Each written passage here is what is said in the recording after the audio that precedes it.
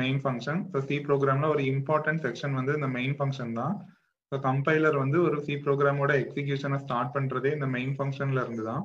எல்லா சி ப்ரோக்ராம்லயுமே கண்டிப்பா ஒரு மெயின் ஃபங்க்ஷன் இருக்கும். இந்த மெயின் ஃபங்க்ஷன் வந்து செமிகோலன்ல முடிஞ்சிருக்காது. சின்டாக்ஸ் பார்த்தோம்னா ஒரு ரிட்டர்ன் டைப் இருக்கும், ஸ்பேஸ் விட்டு மெயின், அதுக்கப்புறம் பெரான்சிசிஸ். ஃபங்க்ஷனாலே பெரான்சிசிஸ் பிராக்கெட் இருக்கும். இந்த மெயினுக்கு முன்னாடி ரிட்டர்ன் டைப் இருக்கும். அந்த ரிட்டர்ன் டைப்ங்கிறது என்ன அப்படின்னா அந்த ஃபங்க்ஷனோட ரிட்டர்ன் டைப், என்ன டைப் ஆஃப் டேட்டா அந்த ஃபங்க்ஷன்ல ரிட்டர்ன் ஆகுது. ஃபார் எக்ஸாம்பிள் இப்போ நான் வாய்டு மெயின்னு கொடுக்குறேன் அப்படின்னா வாய்டுங்கிறது empty data type. So main function வந்து ரிட்டர்ன்ஸ் நத்திங். அந்த ஃபங்க்ஷன்ல இருந்து எதுவுமே ரிட்டர்ன் ஆகலைன்னா தான் நான் வாய்டு கொடுக்கணும்.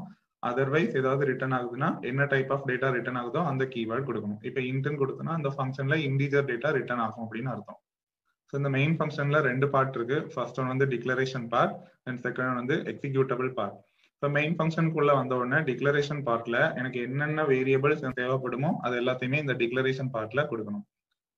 தென் எக்ஸிக்யூட்டபிள் பார்ட், அதுக்கு அப்புறமா தான் இன்புட் வாங்குறது, கால்குலேட் பண்றது, எக்ஸ்பிரஷன்ஸ் எழுதுறது, அவுட்புட் பாக்குறது, இந்த மாதிரி எல்லாமே எக்ஸிக்யூட்டபிள் பார்ட் தான்.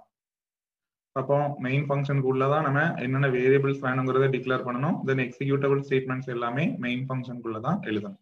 Example, so first pre processor section. So நான் stdio.h ஹெடர் ஃபைலை இன்க்ளூட் பண்ணிக்கிறேன்.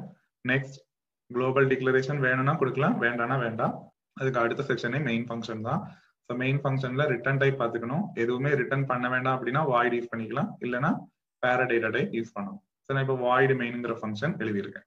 நெக்ஸ்ட் பிரேசஸ் யூஸ் பண்ணணும். ஸோ பிகினிங்ல லெஃப்ட் கர்லி பிரேஸ் யூஸ் பண்ணணும். தென் டிக்ளரேஷன் எக்ஸிக்யூட்டபிள் பார்ட்லாம் எழுதிட்டு முடிக்கும் போது ரைட் கர்லி பிரேஸ் போட்டு முடிக்கணும்.